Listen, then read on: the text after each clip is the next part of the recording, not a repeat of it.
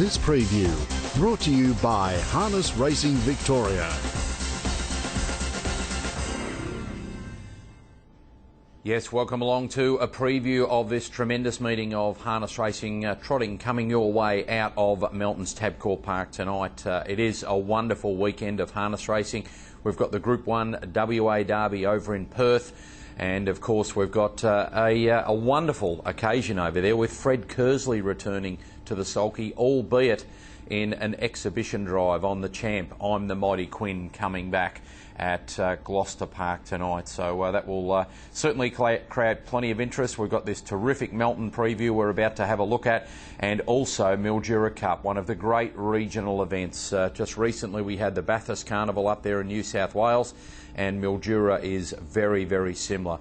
Wish I could be there tomorrow night, but let's have a look at Melton first. And we do have one jackpot just to mention quickly. We've got a $10,000 jackpot going into the Big Six at Melton tonight, and that's on races 3 through 8. And once we've had a look race by race, I'll give you a suggested Big Six where I think we can go skinny in a couple of the leagues to make it affordable. But let's get into this, because I want to have a look at a couple of the features out of the Mildura Cup meeting after we've had a good look through Melton tonight. Well, let's get into this opening event at Melton, and it's a tricky one where a couple of the key runners are drawn the back row. As a result of that, I'm going to go for this talented sit sprint mare, Olombo Cloud 9. Now, she'll need a little bit of luck from there. She's got good gate speed. She is better suited when driven sit sprint. It'll be interesting tactics-wise for Scotty Dyer now that she's drawn in. Major dangers off the back row. A Major Joe. I really liked him first up, but he worked too hard in the middle stages and got tired. He'll be fitter. He's a quality pacer when right. I'm expecting massive improvement from him tonight. Waltzing with Cullen, terrific in his first 5 runs for Dean Braun, and then a little bit disappointing last time out. The race wasn't really run to suit. He can improve a lot on that. And the back row draw doesn't really hurt him. He likes to come with 1 run. Next best, Regal Knight for Kate and Andy Gath. He is drawn out wide. He's been a little bit of a disappointing horse compared to what he promised, but I think he can be thereabouts. So I've gone 2 to beat 11, 10 and 7 in the opening event, Melton tonight. Let's get into race 2. This is the Trotters final. We've had heats run all over the place. Bendigo, Ararat, Kilmore, just to name a few. The race has been changed significantly by the scratching of the trotter who would have been a clear favourite in the Boss Man. So he's out of this race. I was tipping against him anyway, because I'm going for this very talented and lightly raced mare in Josephine Jones. She ran a slashing second to Spider Girl in the Breed for Speed Gold final at the Great Southern Star meeting a few weeks ago. Then she went to Kilmore in a heat of this and was just amazing. She galloped with a lap to go. That should have been the end of her chances. Instead, she circled the field and went on to win, and win very well. She is an incredibly exciting talent. She's still a raw talent because she can do things wrong, but on ability she's better than these. 11, Josephine Jones to beat number 4, Glenfrey Typhoon, who he's certainly a nice trotter, drawn quite well. They had a real battle to overcome my 3rd selection, Rumbustious, when they clashed last time out. Rumbustious has got good form around Glenfrey Typhoon and also the Boss Man. And Morning Faulty is a trotter on the improve. Last 3 runs have been really good for Bill Walker, and his daughter Simone goes in for 4th now. 11, 4, 6 and 7 in race 2. Well, let's go to the 3rd event, and this is the first of 2 Australian Pacing Gold heats for the 2-year-old colts and geldings at Melton tonight. We've got another 2 heats of this series at Menangle tomorrow night, and of course Bow Tide returning there with For a Reason in the free-for-all. But having a look at this, it all revolves around number 2, Macdoro. Very good winning its only run for Jeff Webster when taken to Melton on February 21. Freshened up since then, went to the Ballarat trials back on April 5 and ran a 56 last half there. Obviously been targeted for this series in a wonderful stable with Jeff Webster. Nicely bred, nicely drawn, clearly looks the one to beat. I thought the main danger was a real improver, number 5, Valens. OK at its first start, and then went to Kilmore and was just huge in defeat. Never stopped working in a race won by Colonel Joy. Colonel Joy only nabbing it on the line, and I think Valens is the main danger here. Big watch on number 3, Ideal for Real. Ran second in 2 recent trials. It is a newcomer. Beaten 40 metres by Soho Tokyo at Ballarat, but wasn't really knocked around there. Spoke to trainer Emma Stewart, who said Ideal for Real is a bit raw, but certainly has ability. And number 8, Primo Cavalier. Disappointing when led on debut, but had good trial form before that. Went back to the Shep trials on April 4 and won well, so keep an eye on it. That's my thoughts in Heat 1 of the Australian Gold, or the first of 2 heats at Melton tonight. Let's go over to the second of those. Well, actually, before we have a look at the second of the heats, I want to tell you about this really good race for 3-year-old fillies. And this is the track-bred 3-year-old classic. And we're seeing again Mindari Pretty coming up against Quick Draft, and you can throw in Where I Belong as well. Mindari Pretty and Quick Draft have clashed a couple of times in recent weeks. Mindari Pretty was just good enough to lead and hold off Quick Draft when they met a couple of weeks ago. That was over the sprint trip, 1700. They go to the 2200 metres tonight. There won't be much between them. Quick Draft sat outside and beat Mindari Pretty in a longer trip in the heat of the New South Wales Oaks. I just think that Mindari Pretty, with some racing under her belt now, 4 runs back from a good spell, will be getting fitter. I'm going with her just to beat the much improved and very strong number 4 Quick Draft. Where I Belong is sort of built into this season. She was just okay early, but I like the fact she's showing better signs now, and she can take advantage if these 2 favourites want to go at each other. And Where I Belong stablemate number 2 Bedell's Package was pretty good behind those nice fillies last time out, and I think she is definitely on the rise. 3, 4, 5 and 2 in race 4. Let's go now to the 5th event, and this is the hardest race on the program. It's part of our multis, first leg of the quaddie, it's a leg of the big 6. All care, no responsibility here, because most of the chances are drawn the back row. We all want to know, going for, he's certainly good enough to win races at Melton, but he never seems to get decent draws or much luck in running. I just think we all want to know is the best horse here. Number 10 On Top, to beat one of the value runners, a really honest mare. Another good run last time out for Tara Top Lady. Number 6, Eastwood Cullen, Craig Demler, Jodie Quinlan, stepping up slightly in grade but racing consistently. A good second in a moderate race at Cranbourne last time out. And keep a watch on number 13, Rome's Burning, for trainer David Manning. Young driver Zach Phillips takes the reins here. Rome's Burning, a former New Zealander, has come over here and won 3 of 4 starts for David Manning since coming to Australia. I put them in 10, 12, 6 and 13 there in race 5. Let's go over to race 6 now, and this is the Sundance Gift Trotters Free-for-All. We've got fixed odds betting available on this one, and the market shows you with a couple of the real quality trotters of Victoria in action. Aleppo Midas, despite drawing awkwardly inside the back row, is the favourite at 270. Elegant Image, freshened up, has drawn wide in barrier 6 at 320. Brunelleschi, breathtaking, winning on Breeders' Crown, on Great Southern Star Night. A real rising star with an explosive turn of speed at $4.50. Cold Sister drawn nicely from the pole at $7. Then out to She's an Image and Icy Earl, the stablemates, at $11 and $14. Well, in this one, I'm pretty keen on Elegant Image. I think he's the class runner. Just trying to work out what might happen early on here. Now, there's a lot of gate speed, but there's not many trotters anywhere who begin quicker than Mr. Gunson. The big question with Mr. Gunson, now he's stepping up many, many leagues in class, is whether he wants to hold the lead over 2240 metres. I think there's a chance Elegant Image can either sit outside of him and control the race, or maybe even keep working on forward and get the front. Number 6, Elegant Image for me. Aleppo Midas, I'm worried by the draw inside of the back row. Cold Sister's got really good gate speed from barrier 1.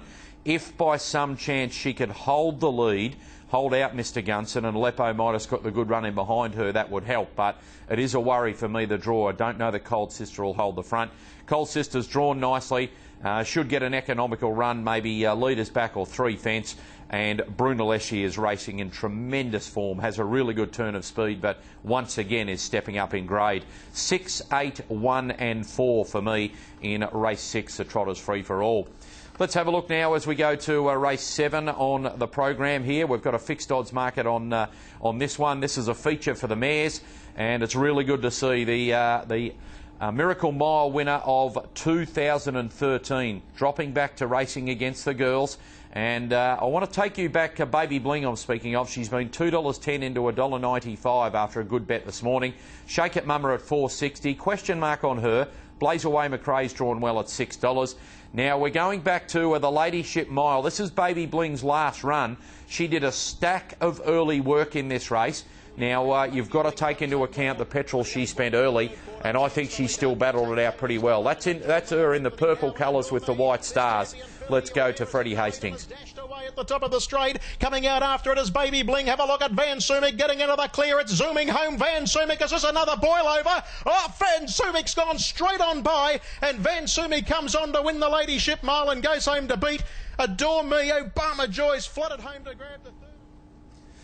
She ran around a little bit under pressure there, but I'm cutting her a lot of slack on that run. She's been freshened up, Baby Bling, invariably when she drops back to racing against her own grade. And I've got to say, this is the weakest race she's been in for many, many months, maybe 18 months or more. She has drawn outside of the back row over 1,720 metres. Now, she's with Dean Braun at the moment, who's very close with Luke McCarthy, and she's had 2 trials, including a Melton win on Monday. She went to Bendigo trials and won well before that. I think she's just simply too classy for them. Number 11, Baby Bling, to win. To beat number 5, Blaze Away McRae. Her form looks only average on paper, but she's actually going a lot better than it looks. Number 10, Carpenter's Daughter, a former Breeders' Crown winner, and she's got a little bit of class, even though she's drawn the back row. Shake It Mama. Now, she's back from a spell. She's been a total enigma since her younger days, but she did run third in a Ballarat trial in sensational time. They ran home in 54 and change the last half. Yes, 54 and change. And Hilltop Hustler and Metro Mike, who are part of the Mildura Cup final tomorrow night, were the 2 that beat Shake It Mama home in that trial, so keep a watch on her.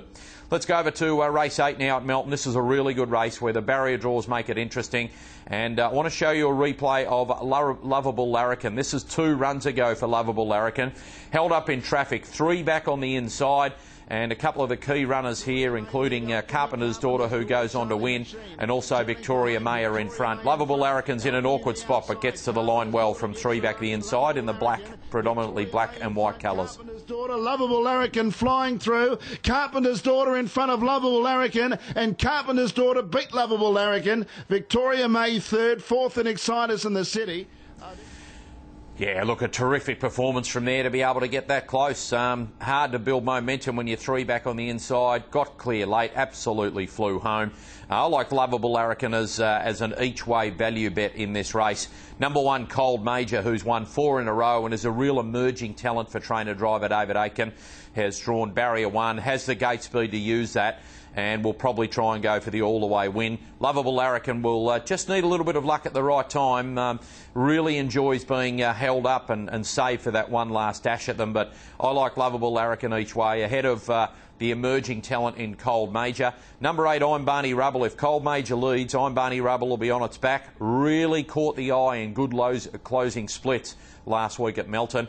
And number 7, the South Australian Visitor. He's a real people's favourite, come on Frank. It's good to see him back racing in Victoria, and he did get back to winning form last time out, but it's going to be hard from the wide draw over 2,240 metres. 3, 1, 8 and 7 there in race 8. Now we get to that second qualifying heat in the Australian Gold Series for the 2-year-old colts and geldings. This one is a little bit more of a challenge. I'm going to go for Atticus from the Emma Stewart Clayton Tonkin stable. He's a little bit green, but I really liked his performance when he had to do the work outside of the leader in a race where Padrissimo was a clear favourite last time out. I think he's learning. He lost the plot on the home bend when he was under pressure, and then he rallied and finished off really well again, and he wasn't that far from the winner, Atticus. He'll be getting better for the experience. He's got race experience on his side compared to a few of his major dangers here. Number 5, Atticus on top. Now, 2 newcomers to watch. Number 2, Diddley Bow, ran 2nd to Primo Cavalier at the Shep Trials most recently, and draws nicely for Daniel Jack, trainer and driver. Big watch on it. And number 8, Virgil Hiltz, has run 2nd in 3 recent trials and comes from the strong Lisa Miles stable. Keep an eye on those 2 newcomers. best of the rest racing-wise. Number 6, Good Time All Time, was an OK 4th last time out and certainly commands a little bit of respect there. So keep an eye on it. Now we go to the last of those qualifying heats for the Australian Gold 2-year-old colts and geldings. And here I'm going for the Avalon Castle because it's drawn nicely. It certainly did the job pretty well at its first start, winning. On that occasion, led throughout. And then went to a harder race last time, Avalon Castle, and didn't have a lot of luck getting back in the field. If it can use that gate speed to hold the lead from barrier 1, it should be hard to beat. Just a query on the depth of talent in this race. I don't think it's anywhere near as strong as the other 2 qualifying heats. And it does have pretty good manners, Chris Elford and barrier 1, Avalon Castle.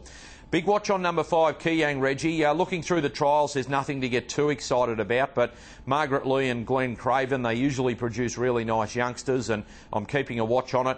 Then we go to number 3, Royal Knockout, who was just OK behind Colonel Joy and Valenz in that 2-year-old race at Kilmore. I do think the form will hold up OK out of that race, though.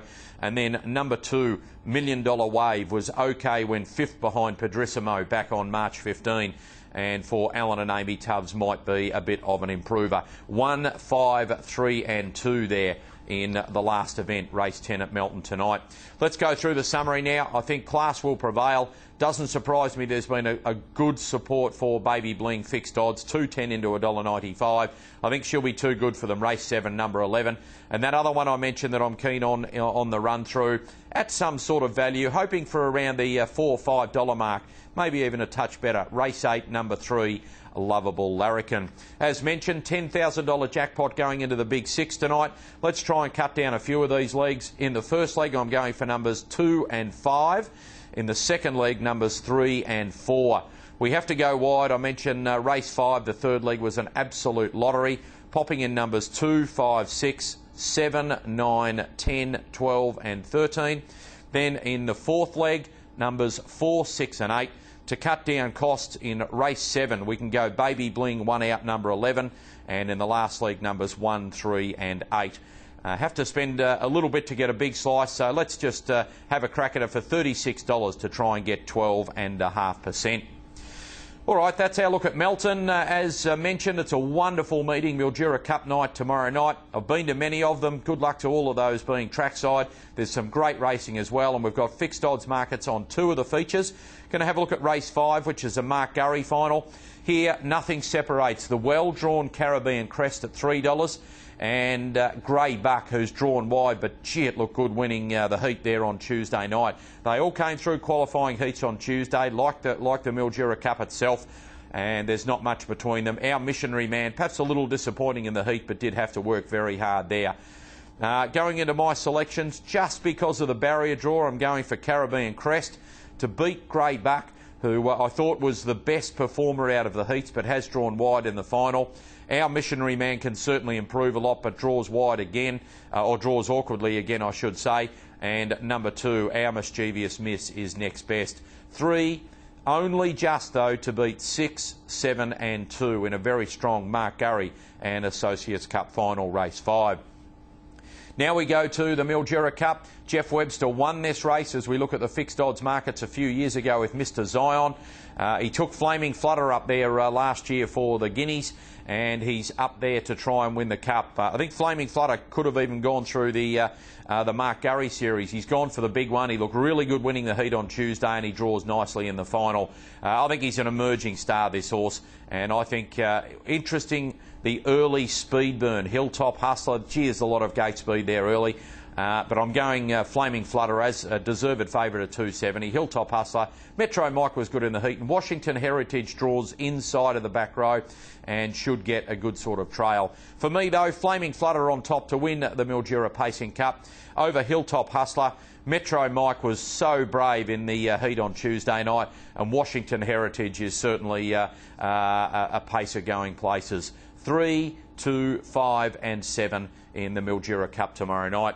Well, it's a wonderful weekend of harness racing. Recapping, we've got the WA Derby and Fred Kersley's reappearance at Gloucester Park tonight. Ripper card at Melton, Mildura Cup meeting tomorrow night, and the return of Bow Tide at Menangle in the free-for-all there tomorrow night as well. You can check all of the fixed odds markets for harness racing right across the weekend at tab.com.au and watch all the action on Sky Racing. This preview brought to you by Harness Racing Victoria.